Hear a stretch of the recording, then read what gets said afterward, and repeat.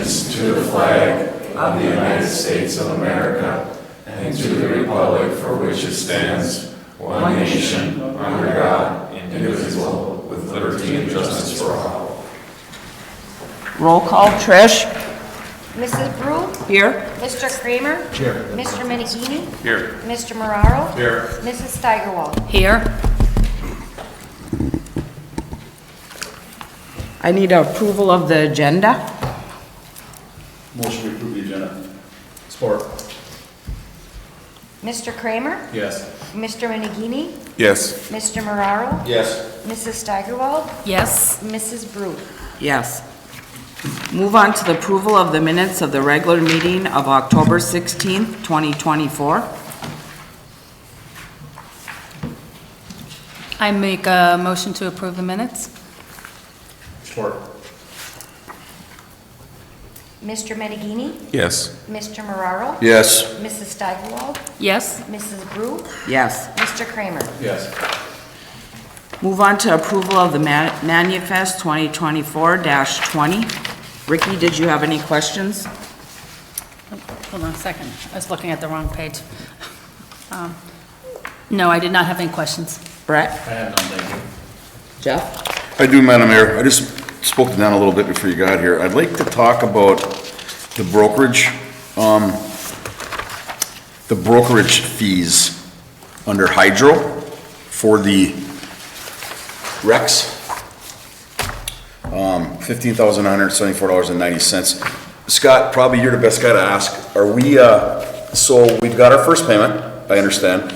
And this is how long does this deal run? Through 2029, so April 29th will be the end of it. 5 years? Well, Six, I guess? 6, because we had 1 year of inventory. Yeah, and each payment is, Well, depends on the water year, but like, we should anywhere between 27 and 30,000 recs at 550. understand. Yeah. I was telling Dan, I just was a bit concerned and taken back that usually when you pay brokerage fees, it's based on what your gain is at that time. We're paying everything up front, or our rates through the roof, one or the two, Yeah. at 16 grand. It is all up front.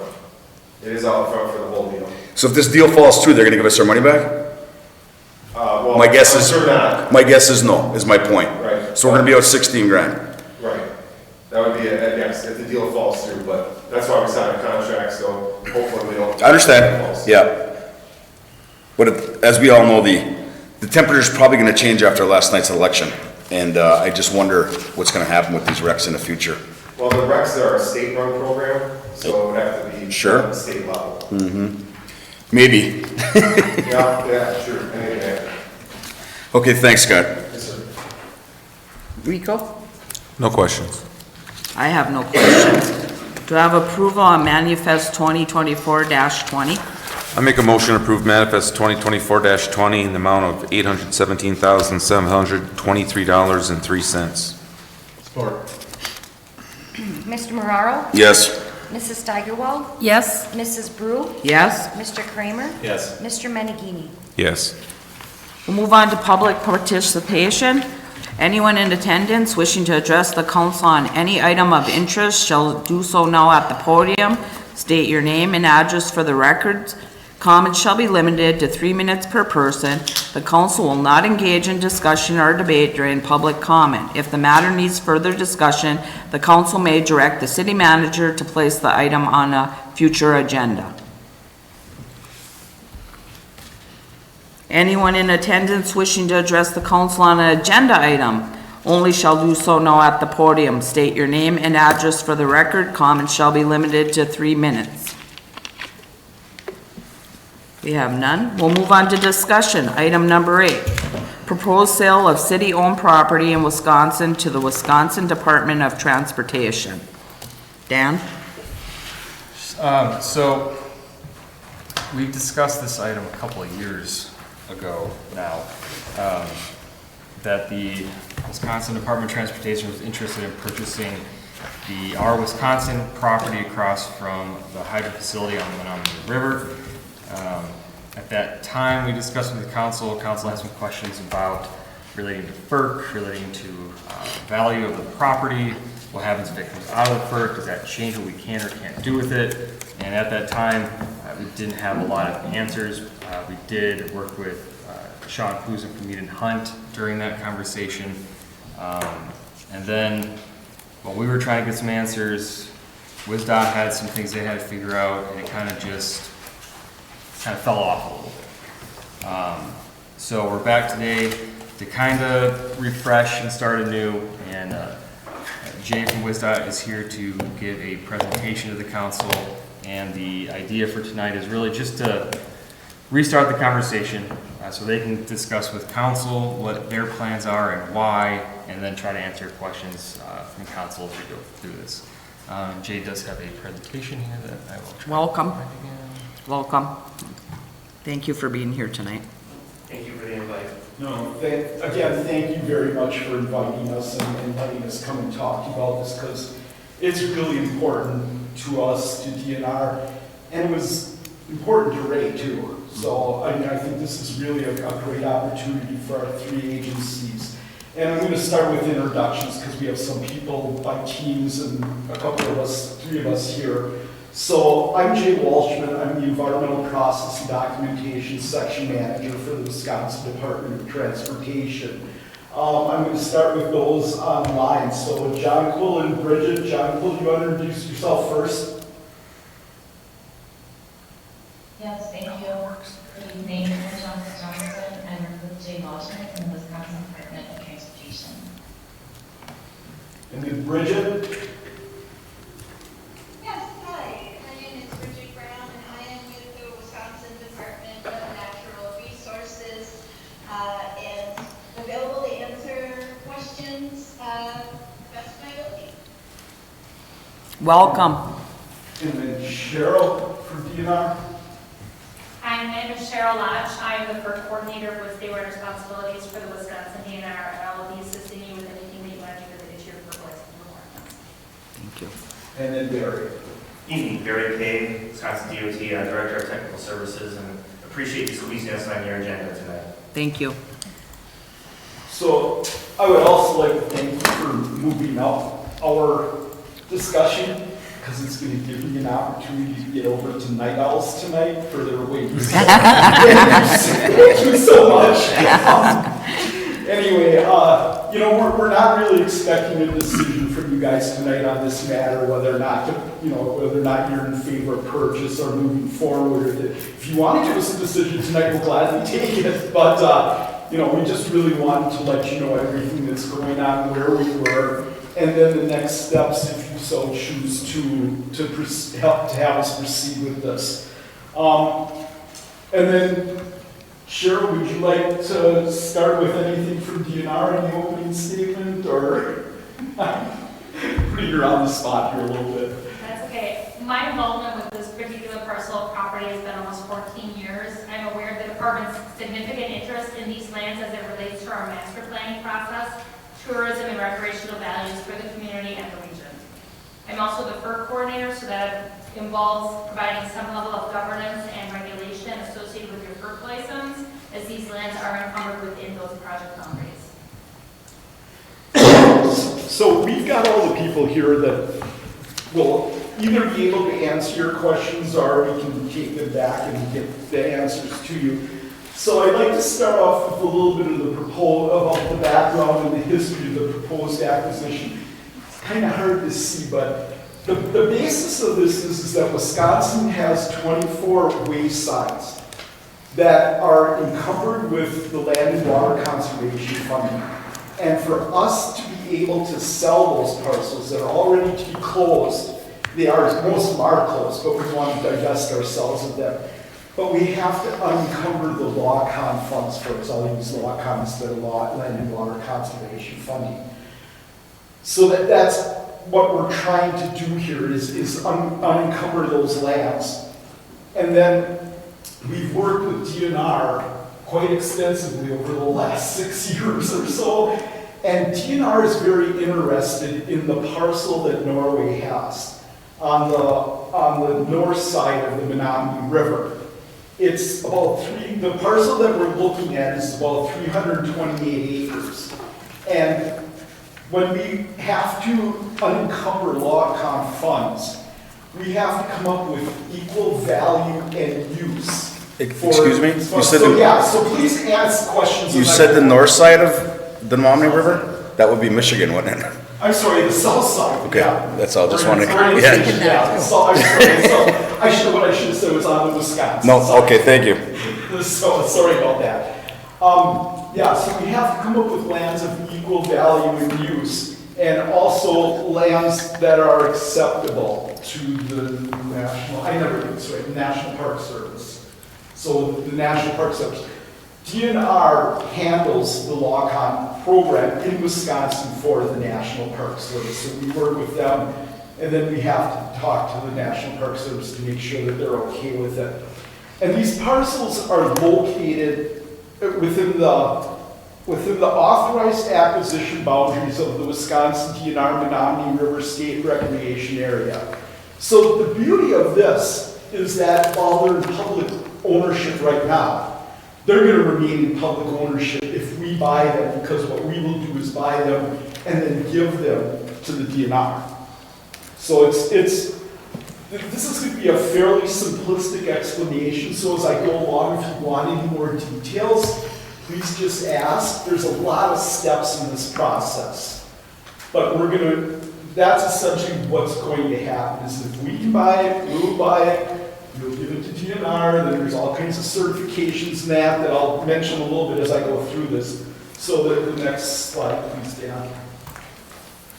So this is the area the parcel that we're interested in, is parcel B. And within that, there's a couple different properties so we'll have to evaluate a couple different properties if you go that route. But it is B here, and just for your orientation, here's that island out here, and then the dam. So that's where we're coming into a situation with these FERC lands. FERC boundaries, so the Federal Energy Regulatory Commission. But B is what we're looking at, and that's the parcel that is about 328 acres that is owned by the city. Okay, so we'll go to the next slide, please. So as we said earlier, we've been involved in this for a while, and due to items beyond our control, we had to halt it for a while. But we've had a bunch of actions to date. So on November 2021, WISDOT provided a letter of interest to the city that said, we'd like to pursue this. So I sent that to Ray, and Ray accepted it. So again, there's some things that maybe you guys didn't see, but we did that. So the letter of interest came out. And then in April of 2022, we held a kickoff meeting here at the office here with us, DNR, let's see, Sean Pusen from Eden Hunt, your consultant working on FERC boundaries. Ray was there. We had the Michigan DNR there, the Wisconsin River Alliance, U.S. Fish and Wildlife Service, and the Michigan Hydro Relicensing Coalition. And we gave an overview of what we were planning to do and talk to them. And everybody, the agencies went back, and on June of 2022, we received comments from the agencies that were here, and also Michigan DNR, that we were kind of wondering how they would react. But all the agencies either said they have no comments or they're waiting on comments. They will decide once we move along further, they might have comments. But it gave us a reasonable assurance that this is something that we can accomplish. And again, the FERC process is what's going to take us a while if we get to that. That's really a process. Then also in June 2022, you guys had it on your agenda to discuss it. But because we didn't have enough information at that time, we haven't come to you yet to do what we're doing tonight. You just had a lot of questions during that meeting, and you tabled the whole topic until we could come and talk to you about it. So, in December 2023, that's when because of WISDOT internal discussions, we had to put things on hold. There was some confusion as to whether or not we could mitigate for those parcels with land, this one parcel here. And in October 24, this month, the additional discussions within our agency determined that there is likely a path forward. So that's why we wanted to come and meet with you now. So any questions about the actions to date so far? Yeah, we've been, like I said, did quite a lot of legwork on this already. Yeah, and I was with the council, so I was aware of. Pardon? I was with the council. Most, Okay. I think all of us were, except for Ricky. Yeah. Okay, that's good. So, I mean, you guys are familiar with this, which is a good thing to start right away. Now there's some proposed next steps. WISDOT and DNR have drafted a three-party agreement that explains who does what through this process, and Norway is the third party on that agreement. Now, we have it drafted. We haven't given it to you yet because we want to see whether or not you would like to go forward with this. And maybe you want to see it before that even to see what your roles and responsibilities are. If you do, I brought a copy along tonight that is pretty much in pretty good form right now. Okay. So that's going to explain what you guys are responsible for, what DNR is responsible for, and what WISDOT is responsible for. All open to negotiation though. It's just what our vision is. And again, as I said earlier, the properties currently have FERC boundary restrictions. And Sean was actually looking at some things out there. He was mapping some things out early to see what we could do and how we could change the boundaries, what would need to be done to change the boundaries. So he was working on that by okay from Ray. So we were working towards that so we could figure out what had to happen and start moving the FERC process forward.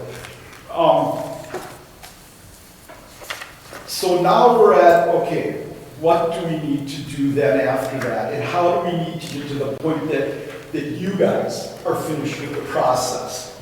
And what we would do is we go through, there's the whole money part. How much are we going to negotiate for this particular land? And That is our only benefit from this whole thing. So. Yes, I get that. So, so WISDOT would do a survey of the lands, we put together a certified survey map. What we need to do is we kind of had an idea as to how much the property was worth in 2019 dollars. So now we really have to go back and update all that. It just isn't good anymore. So we do those surveys, and then WISDOT will come up with an appraisal, bring it to you guys, and we negotiate. So it isn't just our numbers. You guys have a say in that then too, as to as the owner, I think we sure do. So that's the way it would work out. Once we have an agreed upon price, DNR2 would review the appraisal values, and they would look at it. And again, this comes back into the land of equal use and value. WISDOT and DNR then, and the city of Norway would agree on the final boundaries of the parcels to be acquired. And then WISDOT negotiates and acquires the property from Norway. WISDOT will have ownership prior to DNR initiating any process. And then you guys are done. So again, it's once we're all in agreement that we should do this and we have this three-party agreement done, now everything starts to happen. And we do the appraisal, we work on everything to come up with the appraisals, talk to you guys, we decide on we agree on an acceptable price if you want to sell it, and then we buy it. And the process is done for you guys.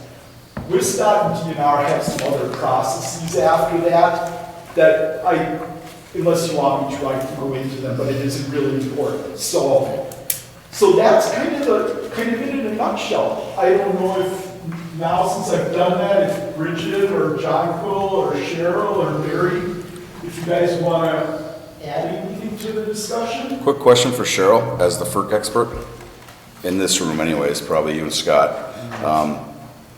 What makes you think FERC's gonna let us carve that out Could you repeat and sell the it? question? What makes you think FERC will allow us to carve that out and sell it to you guys? The FERC regulations require that your official license shall encumber those lands that are necessary for project operations. Now, the term necessary could be a little bit of a gray area depending upon how you want to slice it and dice it, but it is common practice that lands can be removed from an existing FERC project boundary. It does happen. There are multiple examples of that in Wisconsin.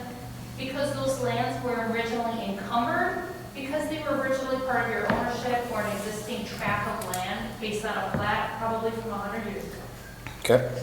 Nowadays, when FERC's looking at this, and as an administrative side from the city's perspective, how much do you want to have regulatory oversight associated with your hydroelectric operations? Want my honest answer? Well, and There are reasons why some people keep lands in a FERC project boundary for public recreation and tourism, tax deductions, security, timber harvesting and other means, protecting and preserving those for the rights of the public and the community.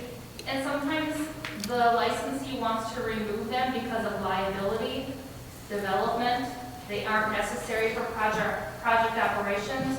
It's another administrative layer of your FERC license that you need to maintain over the life of the license. We're talking 30 to 50 years in many cases. So there are different pathways, and there are also very specific reasons why the city may want to relinquish those lands. But it's not necessarily black and white, and there is some finesse to it. Thank you.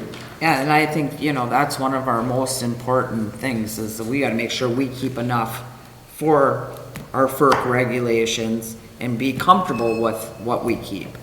That's one of our, And Ray did indicate that he believed the city wants to retain the islands, which we said, great, we like that idea, but yeah, it's still all there.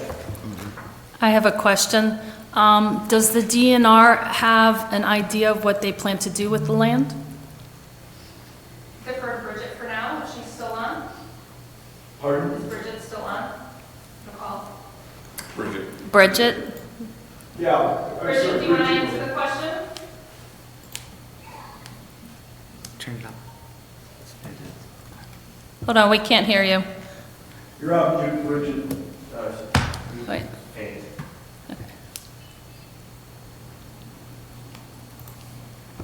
I think she's speaking, There we go. but it's very faint. Yes. Yeah, very, very. Yeah, it's very faint. Well, let me try, and I'm going to qualify this as I'm not. Here we go. Okay, go ahead, Bridget. Is this any better? Yes. Yes. Okay, thank you, sorry about that.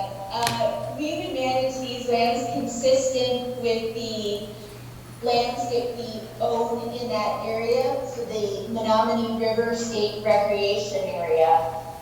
In fact, in 2017, we completed a master plan for the Menominee River State Recreation Area jointly with the Michigan DNR, because they also own lands for a similar purpose on the Michigan side. And at that time, we had started discussions about this transaction, and we specifically included these lands in the master plan for the Menominee River State Recreation Area. And so I believe Jay has, he hasn't provided it, he could, a link to that plan that provides, specific information about how those lands would be managed. But long story short, they would be managed for public recreation. Thank you. And I'm sure DNR will be doing improvements to the land, some brushing, things like that to clear some things to make it more usable by the public and other elements like that. So it'll be, the property itself will be improved. But again, the important part, it stays in public ownership, doesn't go out to other people, so it's in perpetuity. So I think to sum it all up, when we originally started this and when we met then in the basement here, everybody agreed that this is really a win-win-win. Wistat will unencumber our parcels, our waysides, so we'll be able to sell them. It means that we won't have to continue maintaining them, which is about $455,000 a year. For the DNR, they're getting a parcel that they've looked at for a long time, and they really want to add to their area, to their Menominee River Management Plan. For you guys, you have the assurance that it's going to stay in public ownership. And overall, the public also wins, because it's going to be a great parcel that the public will be able to use. Not that it isn't already. It's open to the public right now, but it will be improved to be better used also. So, again, anything you want to add as a closing comment, Cheryl or Bridget? Did you say there were 23 wayside locations at your? Pardon me? How many wayside locations were there? 24 different 24. wayside locations. And it's Will this one parcel cover all that you need to do for your land swap? Okay. Yeah, size covers it plus, because the area of the 24 waysides is 146 acres. Okay. And we'd be buying 328. But then we'd be paying less than the actual original lock-on funds to start for each of those parcels. And again, I'm saying less right now based on $2019 and what we originally estimated it at. So, yeah, so it's again, it becomes really a great win for everybody. And there's a possibility, and we haven't broached this with DNR yet, but we may be able to put some of it into banking too for us. And when we have other Section 6F parcels, we could maybe credit those towards it again. Equal value fees, National Park Service will determine, yeah, that's enough to over good. But that's yet to be discussed. But yeah, for the waysides, we have 15 waysides that we're interested in selling.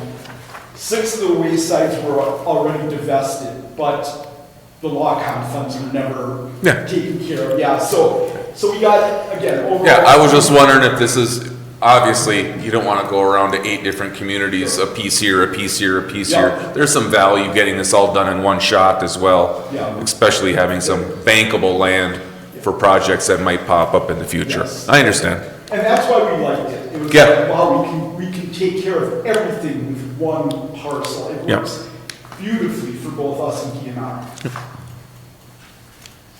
Thank you. And I think, for us to even think about going forward, we're gonna have to see some kind of proposal of what kind of money you're talking at per parcel or the whole thing.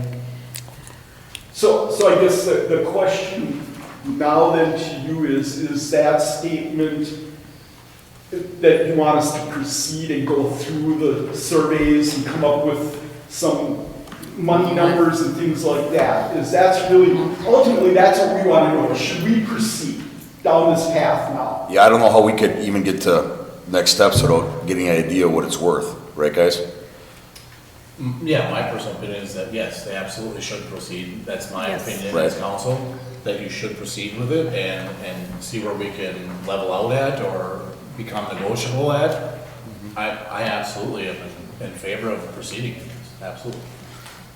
And I just want to make sure that it's clear on both sides that us saying for you guys to proceed to get a value doesn't necessarily mean that the council's going to. Yes. No. Understood, absolutely understood. We just want to be sure that there's interest and that we should proceed and spend that money for the surveys and things like that, because we're ready to go.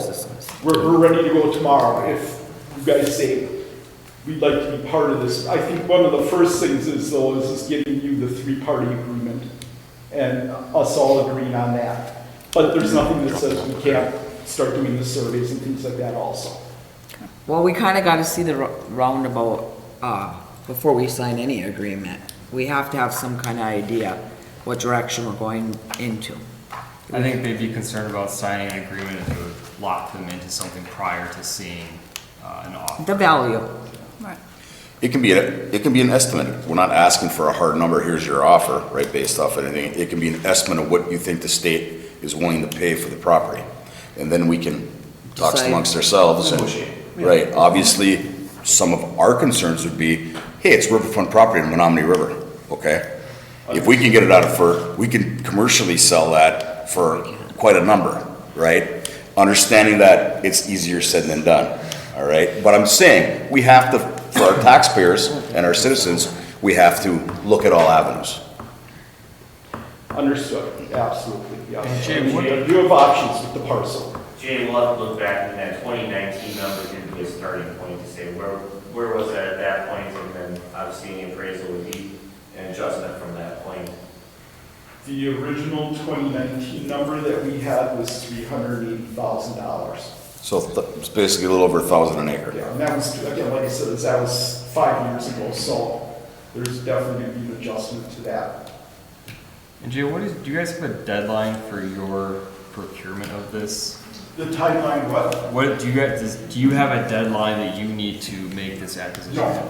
No, there's no deadline here. Ideally, we'd like to get it moving. I mean, we're talking probably over a year before we need to probably have your part done, and maybe a year and a half, maybe even 2 years. Again, it depends on FERC.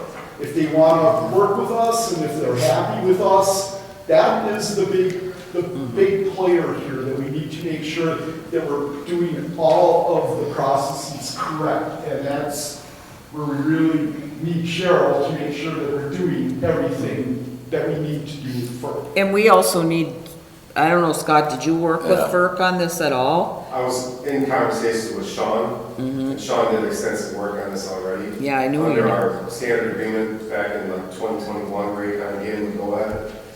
So I have more insight that I can provide. Yes, would you please do I think I that? remember some stuff too, yeah. Yeah, there's quite a bit there. You know, before I don't want to lock in, I don't want to waste your time or Right. our time. You know, it's hard without some kind of number there. You know, That's what was talked about tonight, and I can get back to you. yeah. And my main concern is I want to make sure we're all right with our dam, and we got to make sure, because it ain't worth. And one of the questions you've asked, sorry Jay, I don't want to speak for you, but I oversee our real estate process too, and I'm trying to learn environmental real estate because I'm more materials and pavements and highway construction guy, but I can take that back to our real estate folks and say, okay, you know, when we're appraising this, we always appraise the highest and best use. Was that last appraisal for this, and now is the option that you mentioned, Jeff, is that even on the table or possible or not, and if it is, what is that factor, and what can we consider in that process? Yeah, Yeah, and it doesn't have to be a hard number, but No, a right, ballpark. right. A ballpark. Right. Because it's kind of hard for us to make a decision without that. Exactly, thanks, Ken. And I'll ask you to say, hey, where are we at, can we make a tweak, or do we have to start with square one? I'm gonna guess we'd have to start with square one, which would mean we have to do the CSM, and we would have to do an official appraisal, and both those processes probably take, I'm gonna guess at least 6 months, just because it's government contracts, there's formalities. Right. But there's nothing that says we can't be doing other processes at the same time too, so running them in parallel. And the one thing that I think you guys have coming up is a FERC relicensing, your 5-year renewal is coming up. I don't think so. I'd have to check. No. Upper Menominee licenses in 2038, I think. Yeah. Okay, all right, I was thinking maybe it was coming up, but again, 2028, maybe not. 2038. 2038, wow. You'll be retired by that I remember I think it. it's 35 actually, Ken. I think it was 2035. It's out there. And I mean, our main concern here is we got to make sure we're covered. Yeah. Because we can't jeopardize anything at our dam. Sure. Yeah. I assume the electric department has gone through and seen if there's any impact to this? Well, Being yeah, some of it, downriver? and we had Sean Puzinen, who works with the electric department, do that, but we didn't get to, you know, we got a little bit, but we didn't get in depth with it, so we Okay. really gotta be careful. Because that is downriver? Yeah. It's actually upriver of the dam. Upriver? Yeah, it's upriver. Okay. We were maintain ownership of everything downriver, which isn't much. We don't own much below the Right. dam. Okay. But this would all be up. Upriver? Scotty, stop me if I'm wrong, but I know you brought something to our attention where FERC was talking about that relicensing. And I want to say it was only 2035, Ken. We can find the date out. But I could swear to God, you told us they were looking at relaxing, because we've been there so long, relaxing some of the things Yeah, so- about holding the land in with FERC, okay? That was our hazard rating, and we went down that wormhole, and it's a no-go. It's a no-go? Okay. Yeah, Good I enough. remember that too. All right. Yeah, so will you look back at that and get us some information, what you have too? I'll Thank just you. guys right off. Cheryl is the expert. She knew. All right. For some background on the FERC world, from the dam safety aspect, there has been some pretty significant overhauls related to the comprehensive assessments and the designations, hazard classifications. So those are kind of newer topics that have come up since 2019. And part of it is to the awareness of some of the safety issues that we've all seen nationally with dam failures and breaches. So that's something that you may hear more about from your staff and from Sean. Additionally, if there's any comfort, Sean and I speak almost weekly on a variety of topics and interests across the state. He is one of the primary consultants that I do work with, and we have worked on several license boundary changes together. That usually also then complements a variety of license amendments, such as the forestry management plan that you may have, that then that management plan would also be adjusted accordingly based on the new FERC project boundaries. So there's a variety of things that we can work through with Sean, depending upon your interest, to maybe reduce some of that administrative paperwork exercise that goes along with the FERC license, and look at some efficiencies for you as part of that process. So, for what it's worth, there are things that we can work on and look at closely with you to do what we can to kind of streamline things. Thank That's you. great. Did you have a question, Grant? I did. You've done this before. Just probably a simple question, a straightforward question you guys probably covered a long time ago. Did anybody look into a title search and see if there's any deed restrictions on this property? I'm not familiar with how we acquired it, how we hold it exactly. Are there any deed restrictions? Has anybody looked into that? There's going to be with your FERC license requirements, so that was in the details. Okay, I've just, sometimes with property, we can't get rid of it.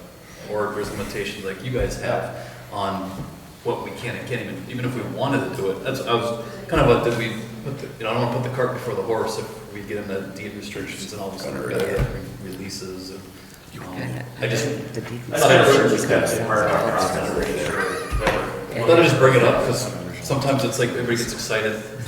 Oh, yeah. It happened to me 2 months ago on a different deal with the DNR for a different site. There was And a I restriction. we didn't own it, we only had it in easement and not fee, so you can't really sell something you have easement on, so.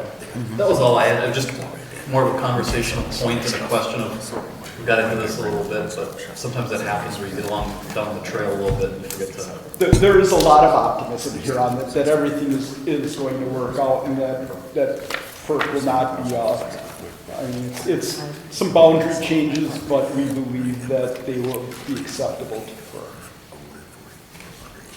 Thank you.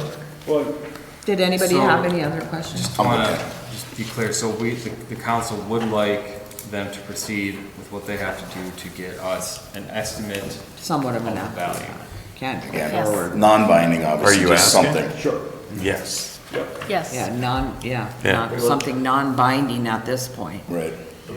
Yeah, see this, If I may. Go ahead. The price is one thing, but the devil, as we hear, the devil's in the details.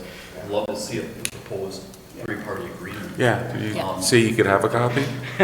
Or at least, something tenant, or at least. Something to look at? yes. Because the price. Yeah, they offered that up Yes, you earlier. gotta look at that too. Just a draft of something. Because we can't agree to something if we don't know what we're agreeing to. Absolutely, yeah. Yeah, we have a meeting tomorrow, I got a couple of people, we're meeting with our secretary and our administrators to get everybody up to speed, so we'll verify where we are on a couple of things too, but it's, if you copy or we email a copy, we'll get you something. Okay. Thank you, Grant. Yeah, thanks so much, guys. Thank you. Very informed, information was great. Yes, thank you. Like I said, I appreciate you guys putting us on the schedule. We know what the next couple of months mean for everybody's calendars, so getting us in on short notice is very much appreciated. And thank you. Yeah. We appreciate you Yeah, guys thanks for coming coming. in. too. And this, in all honesty, too, this meeting was a lot of fun for me tonight because my boss took minutes for me. Hey, all right. And you get wings. So I got that going. Yeah, for go me. get those wings, make them buy wings too. You haven't seen my invoice yet. There it is, per diem. Thanks, Miss Johnson and Miss Brown. But thank you very much. Yes, thank you. Thank you. We'll move on to action items. Item number 1, selection of Mayor Pro Temp. As everybody knows, Scott had resigned and there was some,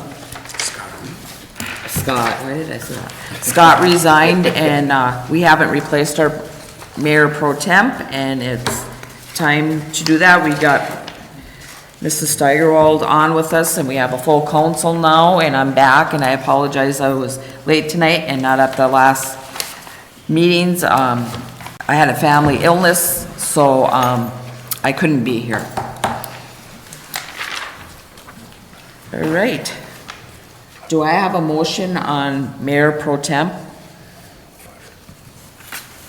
I'll make a motion to nominate Jeff Moraro as Mayor Pro Tem. I'll support. Mrs. Steigerwald, Yes? Mrs. Brew, Yes. Mr. Kramer, Yes. Mr. Menegini, Yes. Mr. Mararo. Yes. Thank you to my fellow council members and Mayor Brew for your support. Congratulations. Thank you. We'll move on to special event application, Christmas in Norway, DDA. I'll start this, and we do have Gina and Debbie here to answer any questions. So this is also known as the Santa Parade, Christmas in Norway. We've had a couple of names here recently.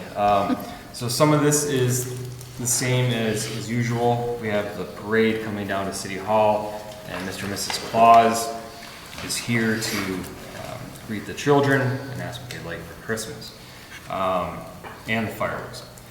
The additional ask this year is they will be doing a Christmas market in the Legion Hall, and they'd like to use Veterans Park to do a Christmas tree and wreath sale and some s'mores, if I remember correctly. And also we have the ornament making downstairs here at City Hall. Is that still happening this year?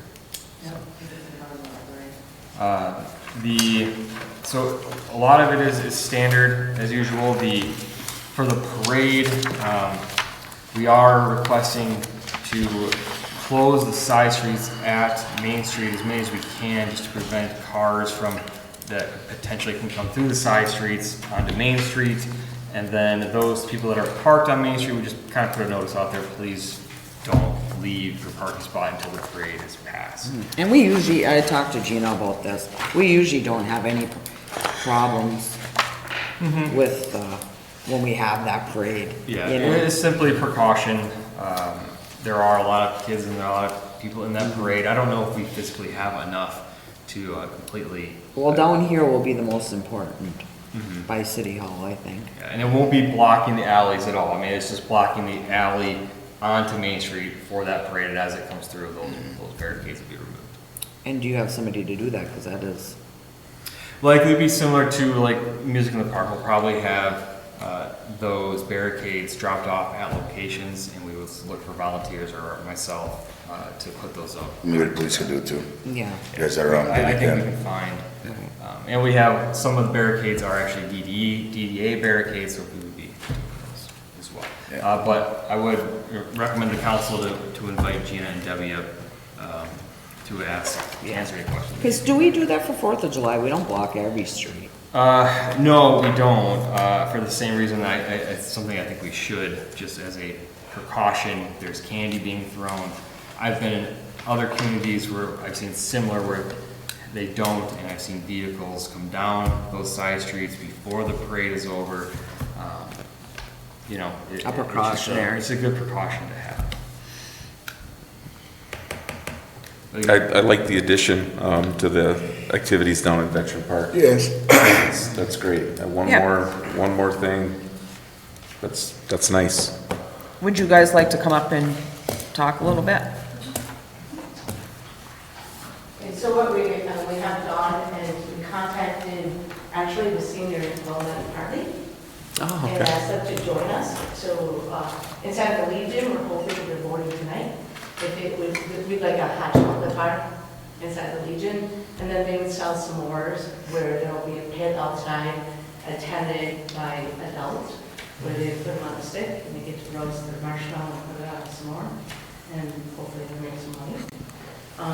We've also have a feeler out for a choir to perform either here at the band shell or in Veterans Park. And we also need singers for the sleigh. Yep, for the sleigh. We have a chorus this year, don't we? We don't have a chorus, no. We don't. We have a band. Okay. What do you do? Growing. I don't know what status we're at right now. There's 26 cheerleaders, can they sing? Maybe?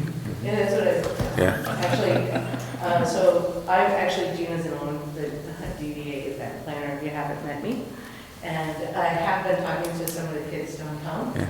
And I was told there are 26 people on the cheerleading squad. Yeah. Yeah. So we're hoping to maybe get them in the parade. Yeah. And today we talked about maybe a little incentive using the Viking bucks to get people to use the downtown businesses while they're down, you know, the kids volunteering. And Yeah. the Viking buck going to the store, create some business. And we have a local merchant who sells trees, and right now we're working with him to bring trees down, so it looks like good old-fashioned Christmas tree sale. Danielson's Greenhouse has agreed to sell wreaths and garland. We have right now, 10 vendors that are going to be in the region, including some of our downtown businesses. We are trying to The Boy Scouts used to do that, didn't they? downtown, because we are going to start this at 3:30. Our market will run from 3:30 to 7. Okay. And we're asking our people not to be selling during the parade, so that, you know, you have people up there. But we thought what the goal is we're trying to bring people in before the parade, get them into our downtown to see, you know, because you come to the parade, you go and you leave. Yeah.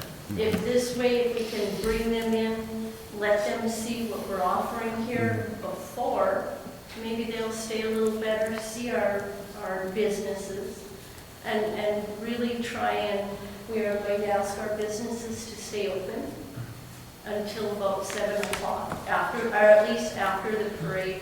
We're going to ask them to put lights up and decorate maybe a little bit their fronts a little bit more. We're really trying to grow this and make it a bigger event. You know, not just, we're here for the parade and then leave. So that's kind of our goal with this. So I think that's a great idea. and we're trying to get the youngsters, the young adults involved. Yeah. We had the open air market for our youth. And we had some really great vendors. It was super. And we're hoping if we can keep pulling them in, the goal is they're going to go off to college. They're going to have their little start, you know, selling things here. They're going to go off to college and go, hey, remember when we were in Norway? And we sold and come back and build a business and build our community. So that is, if you ask what my greater vision is, that's what we're trying to do. And one of the other things that I forgot, we need use of the downtown, the room. The basement. Yeah, the basement. Yeah, I think- room Yeah, for is that the for craft. the, yeah, yep. For craft make? Yeah. We did that last year as well, right? And that was, Yeah. that was a pretty big hit. And this is December 6th, by the way. I don't think Friday, December 6th. Yeah, and the craft is between 3 and 5. And we'll do the Christmas tree lighting too, is that, we're still doing the Christmas tree lighting? out here, right? At what time? Usually at 6:30, right? Right before, We had 5:30 lighting of the lights, 6 o'clock, so before the fireworks, so just before. and then we have the parade after, right? The fireworks? And Mrs. Claus might have to use her four-wheeler. Then it all culminates, here with Mr. and Mrs. I can get Claus. mine on a thing going, I got it started, I can take it out. Any other questions? No, that's great, girls, good job. I think it's great. I'm glad you guys are helping with this. This is something I started working on to try to make this bigger with the DDA, getting new lights and doing some different things. We have some lights gonna go up this year. Thank you to electric department who really helps out and gets the lights out there. And we're working this year a little bit on the band shell. We have ordered some lights for that, and our goal is to eventually get it to kind of look like a snow globe. So we've been working hard on this, and I'm so happy these two girls got involved to help me out to, and the DDA to make this a great event for our community. Yeah, for sure. And just another topic, quick adder to this topic is Mountain Media is our marketing firm, and they've got a whole brand of Christmas in Norway. And Candy and I saw the artwork today, and it's beautiful. I see it on Facebook. They're doing a great they're job. pushing that hard, going on online, and it's a good thing. The girls are gonna decorate down in Veterans Park. So they're gonna have decorations down there too, so it's gonna be cool. Yeah, and we also would like, anybody in the city. I think last year you guys put a truck in it with some Christmas lights. Yep. Yeah, it would be great Heck yeah. to have you guys do that again too. I know, the Sesame Street characters. Yes, they're there every year.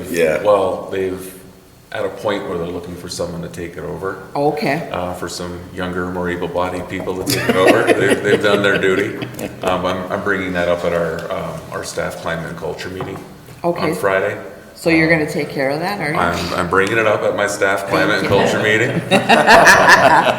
Well, we had a real good experience with the halftime inflatable race at that one game where we've got a lot of staff that, especially now coming off of the goodwill with the school bond issue. Exactly. A nice, easy, that connection between school and community. And that's what we really And just a want. big thank you, Right. to be able to participate. So I think I'll be able to round up some people. That would be for great. that too. I think you got your spiel just made, buddy, when you attacked them. You got your meeting.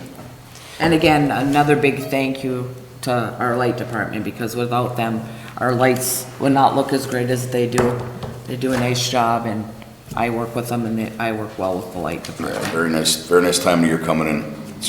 Norway's a great spot to be Awesome. for this time of year. Thank you. Thank you. Thank you. Madam Mayor, I'll motion to approve the DDA Christmas in Norway special event as presented. Support. Mrs. Brew? Yes. Mr. Kramer? Yes. Mr. Menegini? Yes. Mr. Mararo? Yes. Mrs. Steigerwald? Yes. Item number 3, renewable energy certificate proceeds allocation, Knights Kingdom replacement. So, this is a recommendation from us as a method to replace the Knights Kingdom playground. It's in disrepair. It needs probably beyond the ability to effectively repair it. We think it needs its full replacement. When we went for the Spark grant through the DNR, we were working on trying to get that playground replaced, and the estimates that came back were around $675,000 for that playground. At that time, the Spark grant was a $1 million grant with no match. We threw a lot at it. So what we're looking at here is recommending to council to allocate the first 3 installments from the Energy Rec agreement with BP that we entered into. We received our first payment already. The second one will be coming in next spring. And because I feel like the time is now to get this project moving, I'd like to see it done next summer, which means I would recommend borrowing the same amount of that rec money from the electric department's fund balance to then be repaid when that third round came in at their next spring. giving us roughly $364,000 to start with. And then with that, try to go pair it with a DNR passport grant. That's up to $150,000 with a match, which we could have that match, as well as just get out to the community for fundraising. Go ahead. So with the idea if we could maybe get up to 400 by this summer to start that project, it'd be my recommendation to turn this over to the Park and Rec Committee to start that development of the site, try to get some public hearings for as much public input as possible. And then towards coming into our next fiscal year, we bring that to council proposal to go into that budget. So that's the first part of this, so I guess I'll let you guys comment. Yeah, on and that I got a first little idea. insight on this because I've been working on this for a while, trying to see what we could get for grants, different avenues to go down. Can't get it in the DDA district, so that's out, there's no monies there. This is probably one of the biggest complaints I've gotten through the years with not keeping up with Strawberry Lake. It's used a lot. People come from all over to use Strawberry Lake, and at this point right now, I went down there with my grandkids and stuff. It's an embarrassment. It's in bad shape. It really, that's one of our key points. People like to walk down there. I just think it's very important that that gets cleaned up down there. I'm not saying we have to go overboard, but we've got to do something.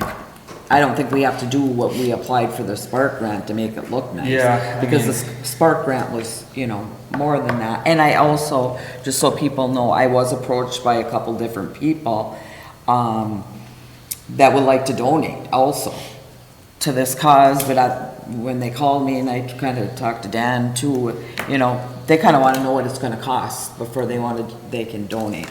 So, I think this is a good start. It's like the mayor said, 400,000 seems like a lot. It may not get us, and I put in your packet the two options we had for that Spark grant, but that included a lot of stuff, trying to appeal to that broader grant. The other option, even if we allocated the first 2 years so we'd actually have that money in our possession, that gives us a start. It'd be nice to have that third installment part of that. But even if we started with the first 2, that would get us somewhere. And we might find out that, 400,000 just gets us halfway. And a big expense of that would be the poured-in-place rubber flooring, which requires a concrete base. That's a hefty part of that. And with the maintenance part, I'll just kind of this is a secondary part of my pitch here is, with all these projects, there's maintenance and improvements and parks in general. And with that rec money coming in, I threw the suggestion out there that after that 3rd year, when those out years do come in, that we take like around 25,000 allocated to just long-term maintenance of not just what we just did with Strawberry Lake, we get there, but the parks in general that typically don't have a regular revenue stream for improvements and maintenance. That portion can come later in a discussion. Tonight I'm looking just to see if council's interested in allocating the 3 rounds, at least the first 2, and if it is the 3rd, the idea of borrowing that same $127,000 from the electric department, so we can try to get it done this summer opposed to waiting a whole other year. We don't have to make that final decision tonight. Of course, as we go into next budget, we need to evaluate the electric department's budget to make sure that they can absorb that for a year. We also probably want to see to make sure we get that second round as intended. But at least if you're open to the idea, maybe the Parks and Rec can start that process of thinking about it. I really like having those recs earmarked for specific projects. Instead of people saying, oh, we have our own power dam, how come my power isn't cheap or cheaper than everyone else's? I want to say we have a power dam and look what we can provide our community because of the income we get off of our power dam. I want it to be for something good. We can accomplish these things as a result of us owning and operating, that dam and all the levels of work that goes into it. I think that's a great idea. I think it's a great idea turning the project over to the Parks and Rec Committee. Turn them loose. Get them going on something. Get them holding some community hearings. Candy, you're absolutely right. And I think all of us sort of nodding our head about the shape of the park there. I'm kind of used to seeing it like that, but when my brothers or my cousins or my old classmates or, certain relatives come back into town for certain events, what the heck happened to Knights Kingdom? And it's old. I think I can remember when it was first built. Yeah, great community. Like mid-90s? Yeah. Early 90s, mid-90s? Mid-90s. Yeah, somewhere around the whole centennial stuff and all that. Doc refers to 95. Yeah, I would say somewhere around there. I mean, and it's wood, and It's wood, and that's one thing that we were looking at. But Wood is not the answer. We need should to be get a something that jewel. lasts long. That area should be a jewel for how close it is to the winter parade, the 4th of July parades, the fireworks, the everything, that we have here in our downtown. Earmarking some of that FERC money for this, I think or rec money, sorry, not FERC money. I think it's a great use. And I think it's something that we can point at and say, this is what your taxes are going for. This is what your utility bills are going for. Look at what we can do here. I want good. And I think this would be a great addition. I will just say, and Grant brought this up to me earlier, the idea of spending some money you don't have, especially that third installment. And as Jeff, you spoke earlier, that is a risk with this contract, with the VP thing. So that's something that we should have a better idea next fiscal year. Again, make sure that second round comes in, that we know that I don't see a reason why it wouldn't, Scott, but. You never know. But to Grant's point, that is, we would be borrowing that third installment from the electric department, with the assumption that we would be getting that third round without an issue and it would be paid back. But it is an assumption at this point.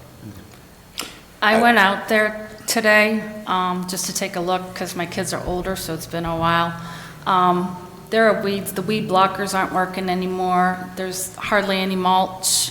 The other thing I want to point out, I used to be part of MOPS, Mothers of Preschoolers, and when I lived out in Oscoda, which is a very rural area, and it's very hard to find a playground that is fenced in. That is, I think, something that the rec committee should really continue to look at. We drove half an hour, 45 minutes for one of our meetups so that we knew that our preschoolers could be playing around, and the one way they can come out is where we're sitting and relaxing with newborns. Also, I know the schools sometimes at the end of the year go walking out there with the elementary school kids, and they use it as just a fun end of the year activity. I think a fence is important. And then the other thing around that is the bike trail is right next to that area. So that would be one thing that I think is pretty important from a liability standpoint. And the lake's there. And the lake, and parts of the fence are knocked down there as far as getting out to the lake.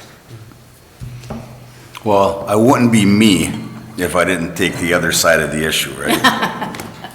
I think this is great. I really do. And I agree with everything that was said here. But let's talk about it for a minute. Dan, thank you for bringing up the point that we're spending money we don't have in hand yet. Okay. Number two, you of your own words have told us numerous times during budgets, we've got some serious budget shortfalls we're staring at over the next several years, especially in the general fund. Yes? Do we haven't solved yet? You can't go in the general fund. No, I understand. we'll see that this audit, but I think we've made some adjustments where we should see. I'm not putting you on the spot. No. I know we don't have it, I know we don't have them solved yet, that's what I'm getting at. But we've made steps to, I think, show a surplus, and Yeah, that you've reason done great.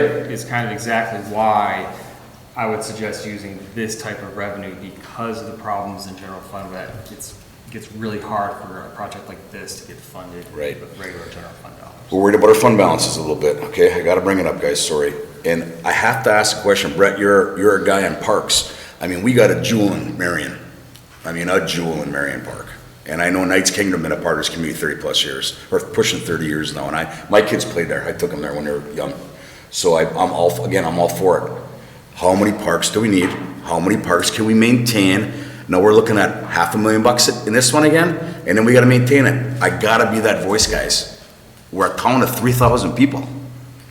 And I tend to agree with you when it comes to parks, right? How many do we need? Absolutely. I won't disagree with that.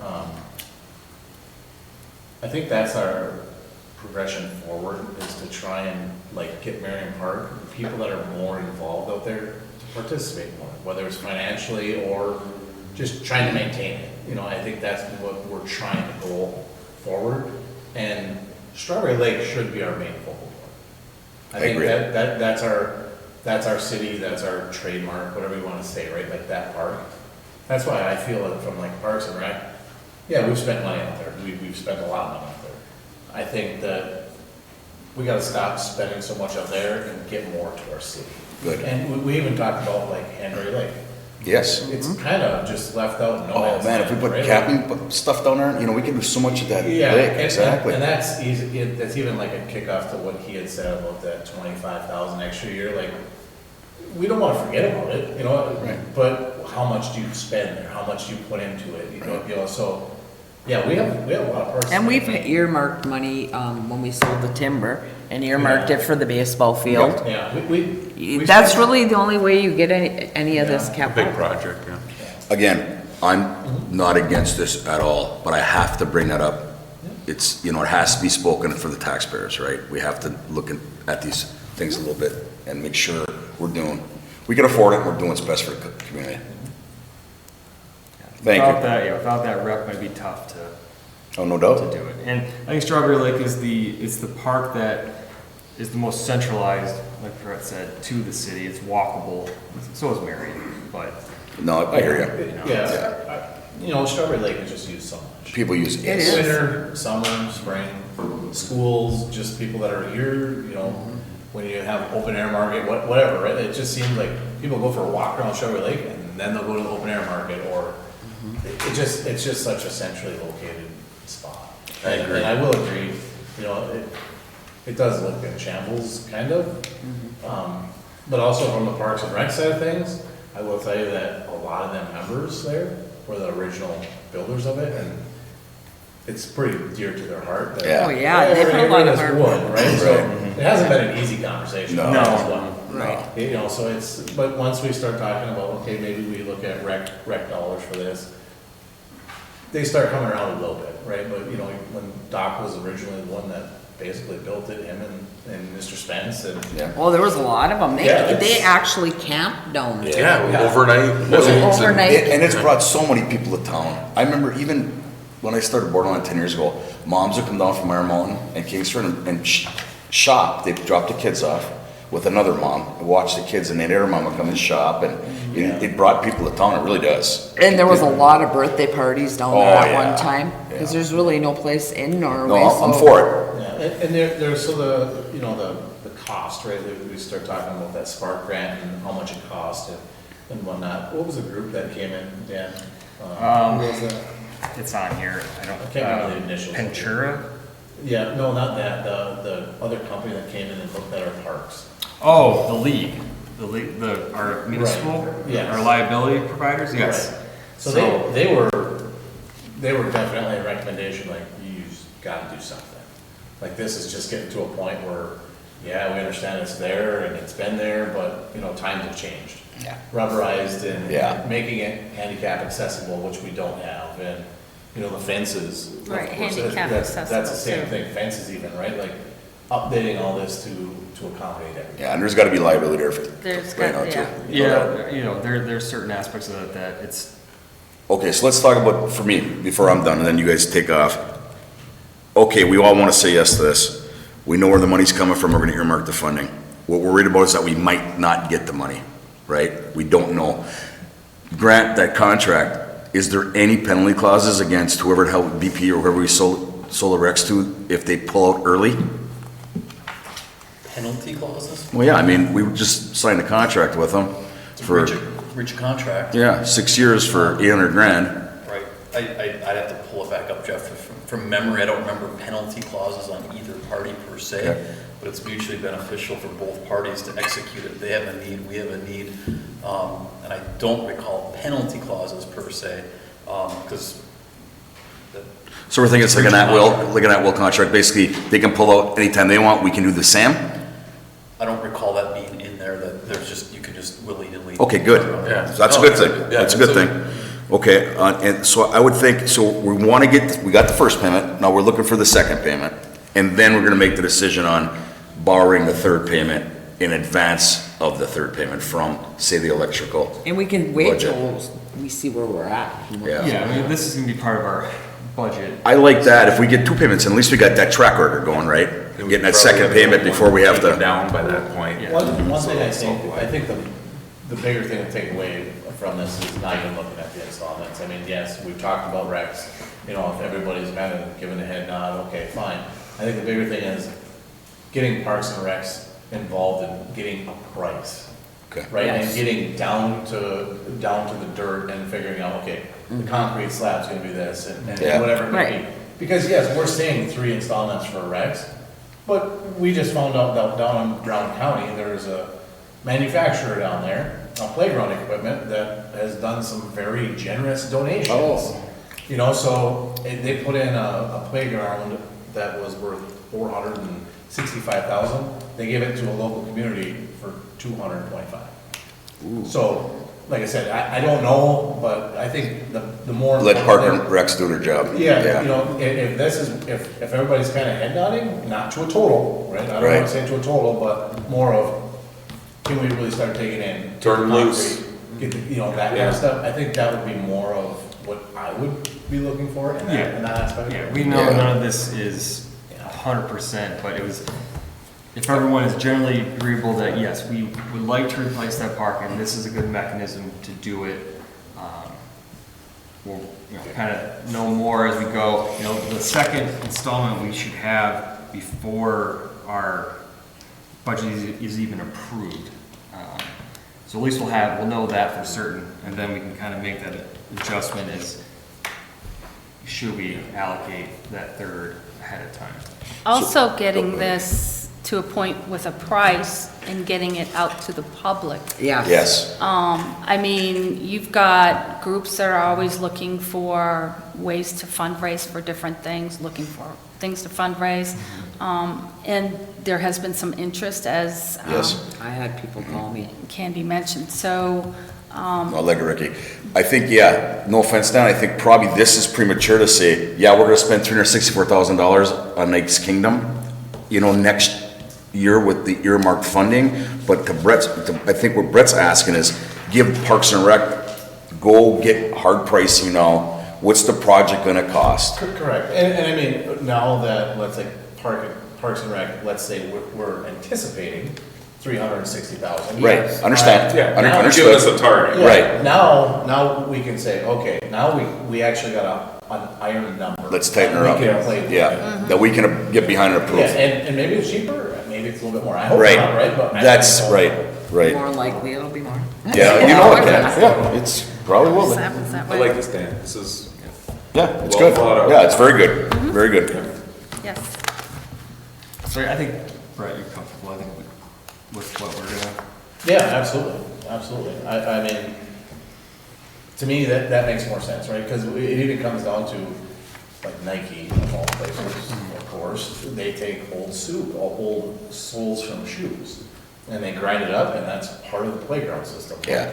I've heard of them doing donations that way too. I don't know, but it's something we have to look into or dig deeper before we. It also allows us to go for certain grants that we know have a match requirement, to know that we have the ability to actually have that matching fund. So you would like a vote tonight on that? I mean, if you want to do a motion, you can simply be that, in principle, you agree with the concept of utilizing some of the rec revenue for Strawberry Lake and turn it over to the parks to start development. I think I could word that together, if you trust me. Go ahead, Ricky. What he said. Yeah. No, the lawyer likes it more. I know, more clear I than that. understand. I'll make a recommendation that the council allocate funds from the rec sales with BP for the express use to replace the Knights Kingdom Playground Park, and the project be turned over to the Parks and Rec Committee for development and brought back to the council for periods of review. I think that was done very well. Is that a motion or a recommendation? That was my recommendation. That's your motion. To make That's a my motion. I support it. Mr. Kramer? Yes. Mr. Menegini? Yes. Mr. Mararo? Yes. Mrs. Steigerwald? Yes. Mrs. Brute? Yes. Move on to item number 4, Headgate Project Change Order Request, Electric Department. I'll start this briefly, but as per usual, this stuff, I'll turn it over to Scott, who's a little more well-versed. So last year, we did our first portion of the Headgate project. So the Headgates were fabricated, engineered fabricated. They installed them.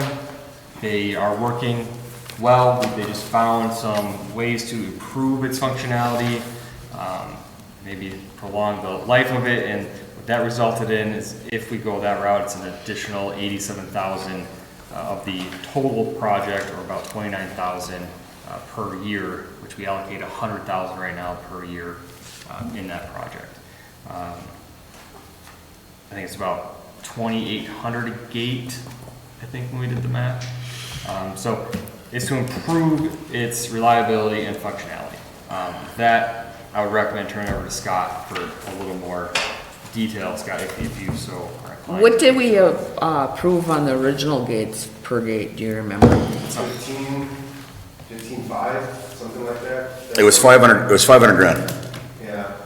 Yeah, I know, but I was just wondering how much the gates were. Oh, each gate? I think it was like 15.5. It's 17.6%, Candy. Yeah, so this is, a lot. No, it's not in the book, I just did the math. This is a lot of back and forth between myself, FERC, and our engineer, and FERC engineers. We had some deficiencies that we noted on the gates that we installed, primarily some water infiltration past the seals. So we worked with our engineer to get that rectified, which is... Design deficiencies, Scott, I'm just gonna jump in. Design deficiencies, in your opinion? Yeah, that's fair. You don't know what you don't know when you're going into it. Basically, where the issue was is where these gates come in 3 pieces, and when the pieces sealed together, there's water infiltration at that seam. So we worked with me and Hunt to get that rectified. Of course, there's a back and forth with FERC. That's why it takes so long.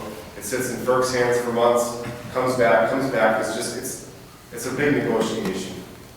So that's why there's an increase in seals. The other thing we noted that we didn't know, the superstructure above the gates that lifts these gates up, 2 of the gates were prohibited from getting in there because of the way that steelwork is designed. We'd either have to cut it apart, do something, so 2 of the gates we had to completely redesign and make it that they unbolt and put back together. So one of those things you don't know until you start installing them. It's completely unforeseen. So. When the engineering company comes in and they start designing this stuff and they're looking at the project layout, that stuff should get cut in.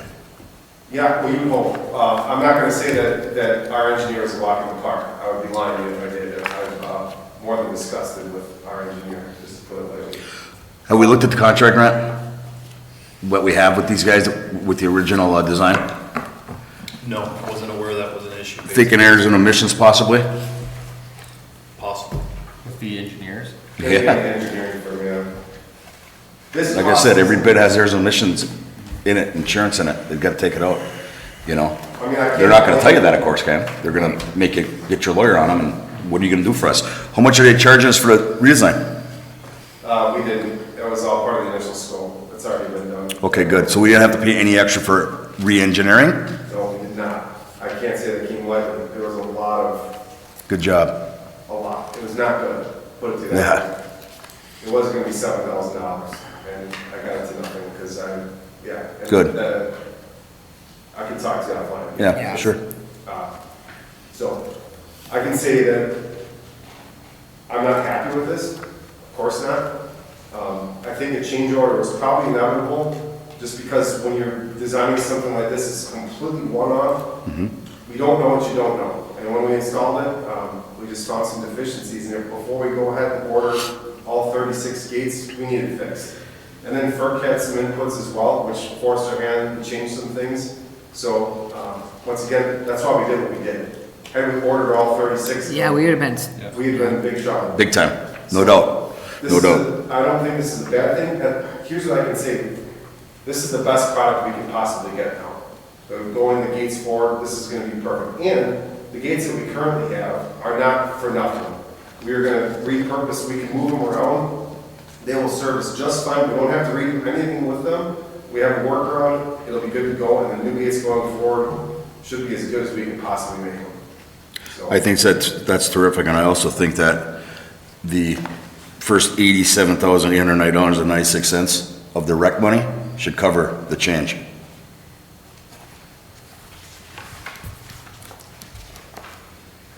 The electric funds, they are the one fund that has substantial fund balance abilities to cover these type of things, where other budgets do not. and you can't just take hold of it. We found that And out. it's a lot.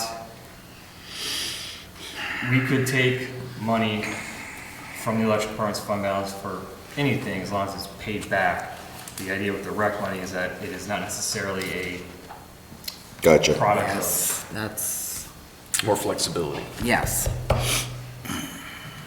yeah, I can tell you this, there was a tremendous amount of work put into this on multiple parties, but that's why this has not come to you for a long time, because it's just been this gigantic negotiation between us and basically FERC and our engineers. Everything just takes forever.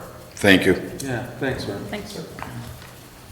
We can also have a grant start looking through that original. At least let's take a look, right? We just don't want to let it go without looking at it anyways. I mean, I get it that this was kind of a prototype type of situation grant, and I'm guessing we probably don't have any, recourse, but it doesn't take much to look and just see what's going down.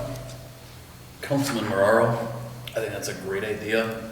Sat and watched the city, and one of the complaints the council has is when we do projects, sometimes things just Yep. go away. As far as it's such a big scope, a big issue. I think accountability and just at least taking a peek at it is always good for business, good for protecting our investments, And our taxpayers, right? taxpayers. Yeah. So I think that's a good idea, to simply just do due diligence, take a That's peek all. at it. Thank you, guys. See where it goes. Do you wanna can we hold off on this change order then? Yeah. Is it gonna delay? Ken, let's do it, because if we have recourse, we'll still go after it. It's gotta happen. But we gotta Okay. do this, I think. Okay, Yeah, that's I'm good. He's been busting his butt to get this Probably, done. we would probably do it in 3 years, and we would. Yeah. Do Yeah. 29,000 each budget year. Yeah. Yeah. 130, Just split it like we did the first. Do I have a motion? I'll make a motion to approve the change order request for the Headgate project by increasing the overall project budget by $87,890.96, or $29,296 over the next 3 fiscal years. Kramer? Yes. Mr. Menegini? Yes. Mr. Marraro? Yes. Mrs. Steigerwald? Yes? Mrs. Brew? Yes? Mr. Kramer? Yes. If we could, Dan, can we put a note in the discussion items again for just to follow up, or for Grant's gonna follow up and take a look at that, see if we have any recourse with this? Thanks. Item number 5, November 20th, city council meeting schedule. So I just wanted to bring this to everyone's attention, just in case we wouldn't, maybe if we don't have a quorum for this meeting, so the November 20th meeting is the Wednesday following opening day for rifle. It's the week before Thanksgiving. This is a meeting where I said I wouldn't be able to attend. And so I just kind of want to see if everyone knows their schedule for that Wednesday. Is anybody going to be out of town? I'm actually out of the country. Hunting or Thanksgiving thing, so if in fact we didn't think we'd have a quorum, I was gonna keep this a light agenda anyways, considering where it's at. But if we were uncertain of a quorum or a pro tem or the mayor both not being present, to reschedule it. Ken, what do you want to do? I was looking at the 25th. Right, that's a Monday, right? Yeah, because you don't want to do the 27th, because that's before Thanksgiving. Right. I'd say it's the Monday or Tuesday the following week. So, I'm available for any of those dates. yeah, whatever you guys. I'm actually, I told Ken today, I'm out, guys, probably till the 27th, I think I'm getting back, but I could be back early, it's a hunting trip. You know, if we fill, we may come home early, I might be able to make the 25th, Ken, if we're back. You know. Yeah, whatever works, I mean. So as long as you get three of yous. 25th is fine. Okay, 25th? Yeah, Okay, perfect. change it. Yeah. Can we get a motion to change that Yeah. date of that meeting? A motion to reschedule the November 20th city council meeting to November 25th you guys want it at 6 on a Monday, Ken? Is that tough for you? No, 6 PM. as long as I remember what the whole I got going on. Don't maybe send me a text from Canada. We'll make sure we put out reminders for that since it is. Several. Mr. Mararo? Yes. Mrs. Steigerwald? Yes. Mrs. Brew? Yes, Mr. Kramer? Yes. Mr. Menegini? Yes. item number 6, assign city banking signatures.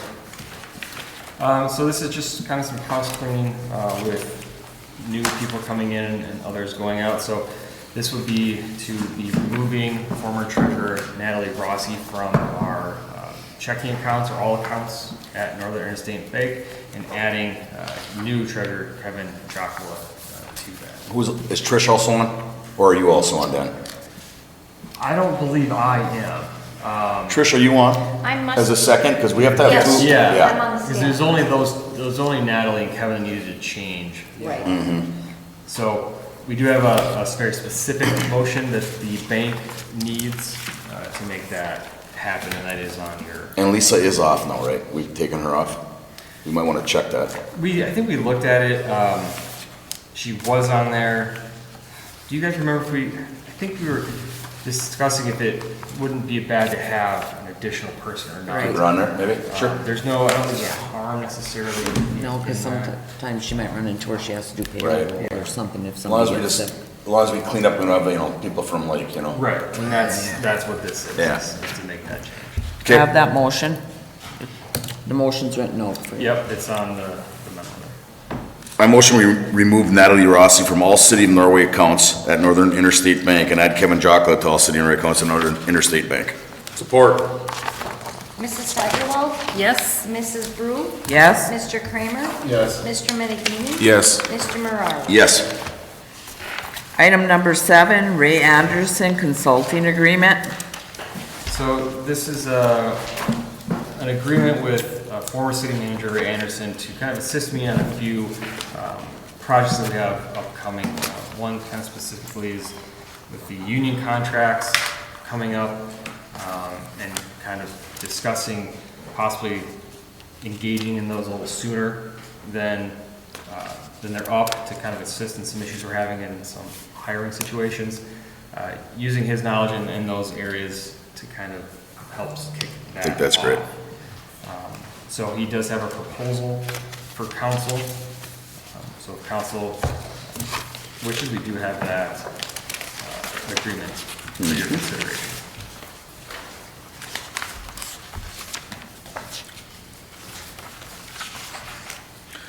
Grant, you want to not to exceed in this, since it's in there, kind of, anyway? Yeah, I think that actually, as per was habit of Mr. Anderson. Yeah, Yeah. exactly. I think you actually put that in the agreement somewhere. Yeah, it's in the second paragraph. Yeah. I motion that RDA Services LLC will be, we will come to agreement with them to provide support for the city manager and the city council.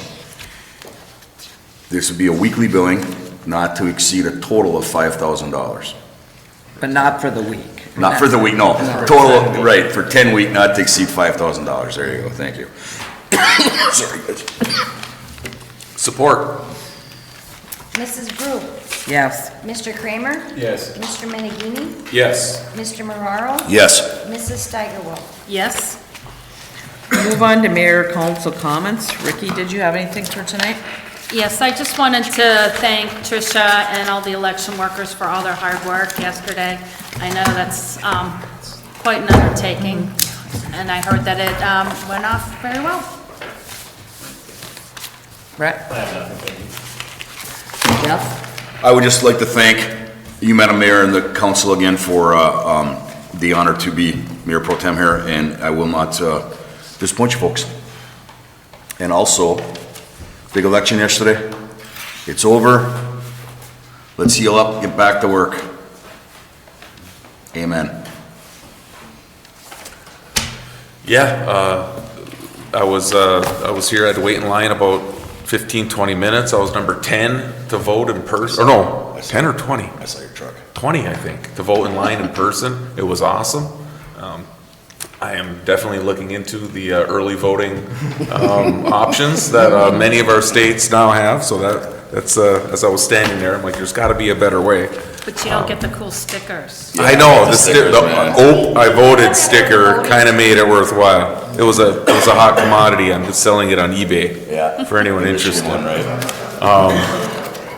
Yeah, but obviously, I want to thank, the city of Norway community and the school district community for supporting our school bond issue.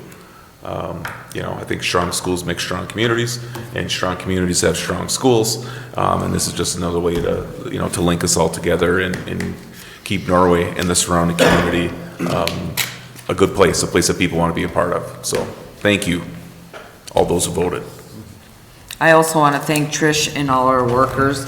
A lot of people don't understand, especially this year, there was a lot of changes to the voting system, and Tricia worked hard to get everybody up to date on that, and I think she did a really fine job. I liked her setup. Things rolled really nice down there, and just wanted you to know, Trish, we appreciate your hard work and your workers that helped you. What was total turnout, Trish? I'm gonna do it. What was total turnout? She's got it. Oh, you got it, Cap? I'm sorry. I didn't listen. You were late, never mind. Clean your ears. Total turnout voted at the polls was 748. 594 voted absentee with a total of 1,362 total votes. That's amazing for. In Norway. In That's Norway. amazing. Just in Norway, and that's a great turnout. And I saw the bond issue, which was Norway Township, Cedar Township. Wasita, Faithorn. And Faithorn, that was almost 2,000 votes. That's awesome. That's great. Yeah, that's great. Kudos to all the voters. Way to get out there and use your voice. Yes, and I'm glad that the community supported the school. Yes. Just glad that got passed through and echo what Rico had to say, and it's good that we have a good school. We got to keep it up to date, and it's nice working with the school, with being on the council and that too. And I feel like the school is the heartbeat of this city. So I'm glad that we got that passed, and the school. We can get some updates that were badly needed over there. Excellent. Yes, and I apologize for being late tonight. I just had so much going on lately, and our meetings were usually at 7, and I was just sitting there waiting for 7 o'clock to roll around till Jeff called me and said, "Hey, is there something wrong?" "No, is there something wrong with you?" Well, the meeting starts in 2 minutes. I'll be there. And I also want to thank my council for the support. I've had a rough couple, 3-4 weeks, and everybody on the council stepped up to the plate and got things done while I was away. We're just glad you're back. Thank you. Dan? Just like to echo everybody else, to show appreciation to our city clerk and those volunteers. That is a long day, and we don't have enough volunteers to rotate people out for breaks, so they are there all day and all night long. So volunteers always needed, so we got some time now for the next presidential, but just keep in mind volunteering for these type of things would be helpful. Grant? Nothing, thank you, Madam Mayor. You guys got anything? No? Do I have a motion to adjourn? Motion, we adjourn. Support? Mrs. Brew? Yes? Mr. Kramer? Yes. Mr. Menegini? Yes. Mr. Mararo? Yes. Mrs. Steigerwald? Yes.